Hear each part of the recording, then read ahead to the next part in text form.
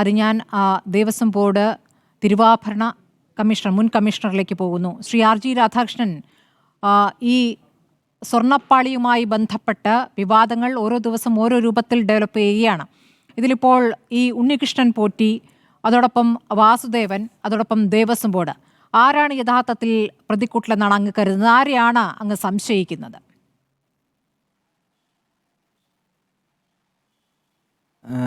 ഈ സംഭവം നടക്കുമ്പോൾ, അതായത് ഈ സ്വർണ്ണപ്പാളി കൊണ്ടുപോയെന്ന് പറയുന്നത് ജൂലൈ 19, 20 തീയതികളിലാണ് ഇത് ഇളക്കിക്കൊണ്ട് പോകുന്നത്. 2019 ജൂലൈ 19, 20 തീയതികളിലാണ്. അതെ, അപ്പോഴാണ് ഇത് കൊണ്ടുപോകുന്നത്. അപ്പൊ യഥാർത്ഥത്തില് അന്ന് ഞാൻ അവിടെ ഇല്ല. അതിനുശേഷം 5/8 ഞാൻ ഈ ചാർജ് എടുക്കുന്നത് അവിടെ. അപ്പൊ 5/8 ചാർജ് എടുത്തതിന് ശേഷം സാധാരണഗതിയിലുള്ള എന്റെ ഓഫീസ് പ്രവർത്തനങ്ങൾ തുടർന്ന് പൊയ്ക്കൊണ്ടിരിക്കുകയും മറ്റു വിവരങ്ങളൊന്നും ഞാൻ അറിയുന്നില്ല. 29 തീയതിയാണ് ഞങ്ങൾക്ക് ഇൻഫർമേഷൻ, അതായത് 28 തീയതിയാണ് ഇൻഫർമേഷൻ കിട്ടുന്നത്. 29 തീയതി ചെമ്പ് പാളികൾ ചെന്നൈയിലുള്ള സ്മാർട്ട് ക്രിയേഷൻസിൽ കൊണ്ടുപോയിട്ടുണ്ടെന്നും അവിടെ ഇത് സ്വർണം പൂശണം. അപ്പൊ അത് ഈ സ്വർണം പൂശണമെങ്കിൽ തിരുവാഭരണ കമ്മീഷണറുടെ സാന്നിധ്യം വേണം. സ്വർണമെന്നല്ല, ദേവസ്വത്തിലെ ഏത് ഉരുപ്പടി ചെയ്യണമെന്നുണ്ടെങ്കിലും തിരുവാഭരണ കമ്മീഷണറുടെ സാന്നിധ്യം വേണം. അപ്പൊ ആ നിലയ്ക്ക് ഈ ഉത്തരവ് 5/7/2019 ഒരു ഓർഡർ ഇറക്കിയിട്ടുണ്ട് ബോർഡ്. തിരുവാഭരണ കമ്മീഷണറുടെ സാന്നിധ്യത്തിൽ വേണം ഇത് ചെയ്യാനെന്നുള്ളത്. അതിനു മുമ്പേ പറയുന്നുണ്ട്, ആ ഓർഡറിൽ തന്നെ പറയുന്നുണ്ട്, ഈ ചെമ്പ് പാളികൾ ഇളക്കിയെടുത്ത് അതിന്റെ തൂക്കം നോക്കി ആ തൂക്കത്തിന്റെ അടിസ്ഥാനത്തിൽ മറ്റ് നടപടികൾ സ്വീകരിച്ച് ഇത് ആ ഉണ്ണികൃഷ്ണൻ പോറ്റി എന്ന് പറയുന്ന സ്പോൺസറെ ഏൽപ്പിക്കാനായിട്ട് ആ ഓർഡറിനകത്ത് പറയുന്നുണ്ട്. അതിന്റെ തൊട്ട് താഴെയാണ് ഈ പറയുന്നത്, ഈ തിരുവാഭരണങ്ങൾ സ്വർണം പൂശുന്നതിനായിട്ട് നമ്മുടെ സാന്നിധ്യം ഉണ്ടായിരിക്കണം തിരുവാഭരണ കമ്മീഷണർ. അങ്ങനെയാണ് ഞാൻ ചെന്നൈ പോകുന്നത്. അപ്പൊ 29 തീയതി രാവിലെ ചെന്നൈ ചെന്നപ്പോഴത്തേക്ക് നമുക്ക് അവിടെ എല്ലാവരും ഉണ്ട്. എന്റെ ഓഫീസിലെ സ്റ്റാഫുണ്ട്, സൂപ്രണ്ടുണ്ട്, സ്മിത്ത് ഉണ്ട്, ഈ പറയുന്ന ഉണ്ണികൃഷ്ണനുണ്ട്, സ്മാർട്ട് ക്രിയേഷൻസിന്റെ എക്സിക്യൂട്ടീവ് ഡയറക്ടേഴ്സ് എല്ലാം ഉണ്ട്. അപ്പൊ ഇവരെല്ലാരും കൂടെ ചേർന്ന് ഈ സാധനം കൊണ്ടുവയ്ക്കുന്നത് ചെമ്പാണ്.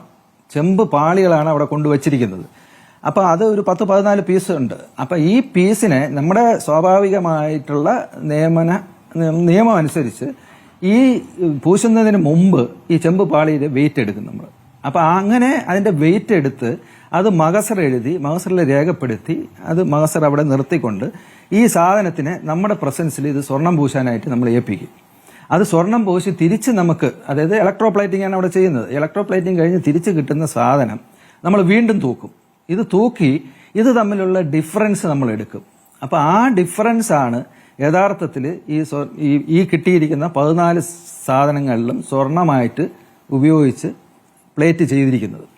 അപ്പൊ അതിന്റെ മഗസർ അവിടെ എഴുതും. ആ വ്യത്യാസം എന്ന് പറയുന്നത് അന്ന് കണ്ടത് 394.100 ഗ്രാം, അതായത് ഒരു ഉദ്ദേശം ഒരു 40-49 കിലോ, 49 പവൻ സ്വർണം വരും. അങ്ങനെ ആ സംഭവം അവിടെ എഴുതി ക്ലോസ് ചെയ്ത്, ആ മഗസർ ക്ലോസ് ചെയ്ത് എല്ലാവരും അതിനകത്ത് ഒപ്പിട്ട്, ഈ ഉണ്ണികൃഷ്ണൻ പോറ്റി എക്സിക്യൂട്ടീവ് ഡയറക്ടറും ഓഫീസറും സൂപ്രണ്ടും സകലരും ഒപ്പിട്ട് ആ മഗസർ ക്ലോസ് ചെയ്ത് ഞങ്ങളുടെ ഡ്യൂട്ടി തീരുന്നു. ശ്രീ ആർ ജി രാധാകൃഷ്ണൻ, ഒന്നുകൂടി വിശദീകരിക്കാമോ? അതായത് അങ്ങോട്ടേക്ക് കൊണ്ടുപോകുമ്പോൾ ഒട്ടും സ്വർണമില്ലാത്ത ചെമ്പാണ് അങ്ങോട്ട് കൊണ്ടുപോയത്, ചെമ്പ് പാളിയാണ് കൊണ്ടുപോയത്. അതിൽ സ്വർണം പൂശുകയാണ് ചെയ്തിരിക്കുന്നത്.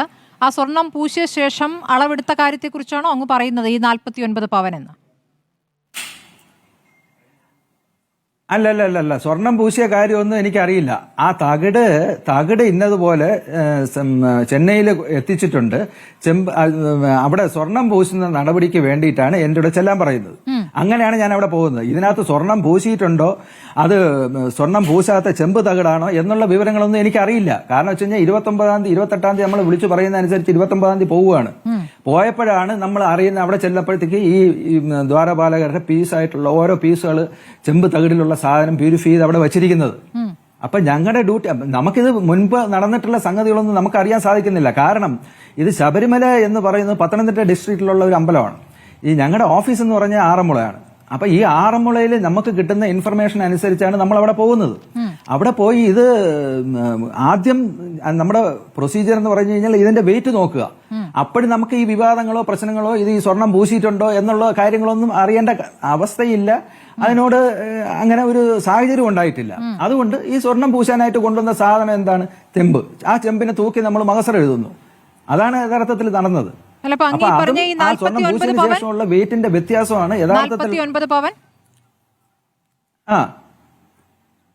അത് 49 പവൻ എന്ന് പറഞ്ഞാൽ ഈ ചെമ്പ് തകിട് തൂക്കിയപ്പോഴും സ്വർണം പൂശിയതിന് ശേഷം തൂക്കിയപ്പോഴും ഉള്ള ഇതിന്റെ വ്യത്യാസമാണ് ഞാൻ ഈ പറയുന്നത്. അത്രയും സ്വർണമാണ് അതിനകത്ത് പിടിപ്പിച്ചിരിക്കുന്നത്. ഓക്കെ, പക്ഷേ നോക്കൂ, ഈ പറഞ്ഞത് ചെമ്പ് കൊണ്ടുപോയി എന്ന് പറയുമ്പോൾ അങ്ങയോട് ചോദ്യം, അങ്ങ് ഈ പറഞ്ഞ 2019 ഈ 5-8 അല്ലെ അങ്ങ് ചാർജ് എടുത്തത്, പക്ഷേ 98 ഈ ശ്രീകോവിലിൽ സ്വർണം പൊതിഞ്ഞിട്ടുണ്ടല്ലോ. വിജയ് മല്യ 30.3 കിലോഗ്രാം സ്വർണം, 30 കിലോഗ്രാമിലധികം സ്വർണം അവിടേക്ക് നൽകുന്നുണ്ട്, ശബരിമലയ്ക്ക് നൽകുന്നുണ്ട് 98. അപ്പോൾ സ്വർണം പൊതിഞ്ഞതായിരുന്നു ശ്രീകോവിൽ. അവിടുത്തെ ഏതൊക്കെ ഭാഗത്ത് സ്വർണം പൊതിഞ്ഞു എന്നതടക്കമുള്ള വിവരങ്ങൾ പുറത്തു വരുന്നുണ്ട്. അന്നത്തെ വാർത്തകളിലൊക്കെ അത് കൊടുക്കുകയും ചെയ്തിരുന്നതാണ്. വിജയമല്യ ഇത്തരത്തിൽ ശബരിമലയിൽ ഇത്രയധികം സ്വർണം നൽകി എന്നുള്ള കാര്യം അന്നത്തെ വാർത്തകളുണ്ട്.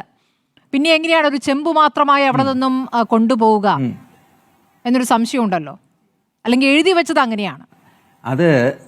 അത് ചെമ്പ് അല്ല എഴുതി, അതായത് ഇപ്പൊ ഇതിനകത്ത് അടിസ്ഥാനപരമായിട്ടുള്ള ഒരു കാര്യം എന്ന് പറഞ്ഞാൽ, ഇപ്പൊ വിജയമല്യയല്ല, ഇനി ആര് വന്ന് ഒരു ക്ഷേത്രത്തിൽ, ഇപ്പൊ ശബരിമലയാണല്ലോ വിഷയം നടക്കുന്നത്, ശബരിമല ക്ഷേത്രത്തിൽ സ്വർണം പൂശിക്കഴിഞ്ഞാൽ, അല്ലെങ്കിൽ സ്വർണം ശ്രീകോവിൽ മൊത്തം സ്വർണം ഇതും കൂടെ ഉൾപ്പെടെയാണെന്ന് വെക്കുക, സ്വർണം പൂശിയിട്ടുണ്ടെങ്കിൽ അതിന്റെ അളവും തൂക്കവും എഴുതുന്നതിന് നമ്മുടെ വ്യവസ്ഥ അനുസരിച്ച് ഒരു 4-ാം നമ്പർ രജിസ്റ്റർ ഉണ്ട് അവിടെ. ആ 4-ാം നമ്പർ രജിസ്റ്ററിൽ ഒന്നാമത്തെ രജിസ്റ്റർ 4 രജിസ്റ്ററാണ്. അതിൽ ഒന്നാമത്തെ രജിസ്റ്റർ എന്ന് പറയുന്നത് സ്വർണം വെള്ളി വകകൾ എൻട്രി ചെയ്യുന്ന രജിസ്റ്ററാണ്. ഇത് വർഷങ്ങളായിട്ട്, അതായത് തിരുവിതാംകൂർ ദേവസ്വം ബോർഡിന്റെ രൂപീകരണം മുതലേ ഉള്ള രജിസ്റ്ററാണ് മെയിൻറ്റെയിൻ ചെയ്തു വരുന്നത്. ഈ രജിസ്റ്ററിനകത്ത് നമ്പർ ഇട്ട്, അതായത് അതിന് മുമ്പ് പല ഐറ്റവും അതിനകത്ത് എഴുതി കാണും. അങ്ങനെ ഐറ്റം ഇട്ട് ഈ വിജയമല്യ എത്ര ഗ്രാം സ്വർണം അല്ലെങ്കിൽ എത്ര കിലോ സ്വർണം അതിനകത്ത് ഉപയോഗിച്ചു എന്നുള്ളത്, അത് സ്ഥായിയായ ഒരു സാധനമാണ് അവിടെ ഇരിക്കുന്നതെങ്കിലും ആ രജിസ്റ്ററിനകത്ത് അടുത്ത നമ്പർ ഇട്ട് അത് എന്തൊക്കെയാണ് അതിനകത്ത് വന്നിട്ടുള്ളത്, ഏതിലൊക്കെയാണ് സ്വർണം പൂശിയിട്ടുള്ളത്, ആ ഓരോ ഐറ്റത്തിന്റെയും വെയിറ്റ് അതിനകത്ത് രേഖപ്പെടുത്തി അതിനകത്ത് അറ്റസ്റ്റേഷൻ നടത്തിയിരിക്കണം. എക്സിക്യൂട്ടീവ് ഓഫീസറും അഡ്മിനിസ്ട്രേറ്റീവ് ഓഫീസർ അല്ല, അത് ചെയ്തിട്ടില്ലെന്ന് എനിക്ക് പറയാൻ പറ്റില്ല. അത് പരിശോധനയ്ക്ക് വിധേയമാക്കിയാലേ അത് പരിശോധനയ്ക്ക് വിധേയമാക്കേണ്ടതാണെന്നാണ് ഞാൻ പറയുന്നത്. കാരണം അതിനകത്ത് എൻട്രി ചെയ്തിരുന്നു എന്ന് വരികിൽ ഇത് സ്വർണമാണോ ചെമ്പാണോ എന്നുള്ളത് വളരെ വ്യക്തമായിട്ട് നമുക്ക് അറിയാൻ പറ്റുമായിരുന്നു. അത് ചെയ്തിട്ടില്ലെങ്കിൽ അത് വളരെ ഗുരുതരമായ ഒരു വീഴ്ചയാണെന്നാണ് ഞാൻ പറയുന്നത്. അതായത് ഇപ്പോഴത്തെ ദേവസ്വം ബോർഡ് പ്രസിഡന്റിന് അത് എളുപ്പത്തിൽ പരിശോധിക്കാവുന്നതേ ഉള്ളൂ അല്ലേ? ഇപ്പോഴത്തെ ദേവസ്വം ബോർഡിൽ പ്രസിഡന്റിന് ആ രജിസ്റ്ററിൽ എൻട്രി ചെയ്തിരുന്നെങ്കിൽ വളരെ വ്യക്തമായിട്ട് ചെന്ന് നോക്കാമായിരുന്നു. ആ രജിസ്റ്റർ എടുത്ത് നോക്കിയാൽ മതി. ഇത് വിജയമല്യ അന്ന് സ്വർണം പൂശിയിട്ടുണ്ടോ ഇല്ല എന്നുള്ള ആ രജിസ്റ്റർ നോക്കുമ്പോൾ തന്നെ അറിയാം. രജിസ്റ്ററുകളൊക്കെ പരിശോധിക്കാറുണ്ടായിരുന്നില്ലേ? അപ്പോൾ എവിടെയൊക്കെയാണ് പിഴവുകൾ, എവിടെയൊക്കെയാണ് ഈ പറഞ്ഞതുപോലെ രേഖപ്പെടുത്താതെ പോയിട്ടുള്ളത് എന്നുള്ള എന്തെങ്കിലും അങ്ങയുടെ ശ്രദ്ധയിൽ ആ കാലത്ത് പെട്ടിരുന്നോ? അല്ല, പെട്ടിട്ടില്ലെന്ന് പറയാം. ഇതിനകത്ത് വേറൊരു പ്രശ്നമുണ്ട്. ഞാൻ ആകപ്പാടെ 4 മാസത്തെ കാലയളവിലാണ് അവിടെ ജോലി നോക്കിയിട്ടുള്ളത്. 5/8/2019 പോയി 12/12/2019 ഞാൻ അവിടുന്ന് വരികയാണ്, തിരിച്ചു വരികയാണ്. അപ്പൊ അത്രയും കുറച്ച് കാല പരിധിക്കുള്ളിലാണ് ഞാൻ. ഞങ്ങളെ സംബന്ധിച്ചിടത്തോളം മറ്റു വിവാദങ്ങളോ പ്രശ്നങ്ങളോ ഒന്നും ഇല്ലാത്ത സാഹചര്യത്തില് പ്രത്യേകമായി ഒരു വെരിഫിക്കേഷന് പോകേണ്ട കാര്യമില്ല.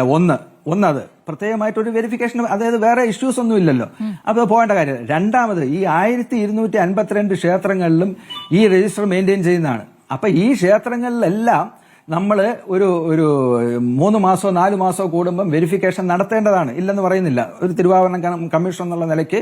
അപ്പൊ അതിന് മുമ്പായിട്ട് ഈ വെരിഫിക്കേഷൻ നടത്തണമെന്നുണ്ടെങ്കിൽ അതാത് ക്ഷേത്രങ്ങളിലുള്ള ഈ രജിസ്റ്ററും പടിയുള്ള, ഇപ്പൊ ഒരു രജിസ്റ്ററിനകത്ത് നമ്മൾ ഐറ്റം ബാറായിട്ട് നമ്മൾ എഴുതി വരുന്നുണ്ടല്ലോ, ഓരോ സാധനത്തിനും ഇത്ര വെയിറ്റ് എന്നുള്ളത് ഐറ്റം ബാറായിട്ട് നമ്മൾ എഴുതി വരുന്നുണ്ട്. ഈ സാധനത്തിൽ നിന്നും ചിലപ്പോൾ നമ്മൾ സ്വർണ്ണക്കൊടിമരം ചെയ്യാൻ സ്വർണ്ണം എടുത്തു കൊടുക്കാറുണ്ട്, അല്ലെങ്കിൽ മറ്റെന്തെങ്കിലും ക്ഷേത്രത്തിൽ പിത്തള പൊതിയാനായിട്ട് എടുത്തു കൊടുക്കാറുണ്ട്. അപ്പൊ അങ്ങനെ എന്തെങ്കിലും ചെയ്തിട്ടുണ്ടെങ്കിൽ ആ രജിസ്റ്ററിനകത്ത് ആ നമ്പറിന് നേരെ വരുന്ന തൂക്കം, നമ്മൾ നേരത്തെ എൻട്രി ചെയ്തിട്ടുള്ള തൂക്കത്തിൽ അത് എത്രയാണോ കുറവ് ചെയ്തിട്ടുള്ളത്, എത്രയാണോ പുതിയതായിട്ട് വന്നിട്ടുള്ളത്, ഇതെല്ലാം എഴുതി ചേർക്കുകയും കുറവുകയും വേണം. അതിനാണ് പ്ലസ് ആൻഡ് മൈനസ് സ്റ്റേറ്റ്മെന്റ് എന്ന് പറയും. കൂടുതൽ കുറവ് സ്റ്റേറ്റ്മെന്റ്. ഈ കൂടുതൽ കുറവ് സ്റ്റേറ്റ്മെന്റ് ഒരു അമ്പലത്തിനെ സംബന്ധിച്ചിടത്തോളം ആ അഡ്മിനിസ്ട്രേറ്റീവ് ഓഫീസർ അല്ലെങ്കിൽ ഒരു സബ് ഗ്രൂപ്പ് ഓഫീസർ ഇത് 3 മാസത്തിലൊരിക്കൽ സ്റ്റേറ്റ്മെന്റ് തയ്യാറാക്കി തിരുവാഭരണം കമ്മീഷണർക്ക് അയച്ചിരിക്കണം. ആ തിരുവാഭരണം കമ്മീഷണർ ആ സ്റ്റേറ്റ്മെന്റ് നോക്കിയാണ് വെരിഫിക്കേഷന് പോകുന്നത്. ഒന്നത്.